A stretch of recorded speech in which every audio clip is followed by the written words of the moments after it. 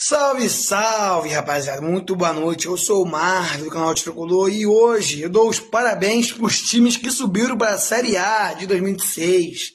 Coritiba, Atlético Paranaense, Chapecoense e Remo. Esses são os times que subiram para a Série A de 2026. O Coritiba chegou ao seu tricampeonato da Série B, campeão de 2007, 2010 e 2005. Né? Chapecoense, após 6 anos afastada da Série A, volta a Chape.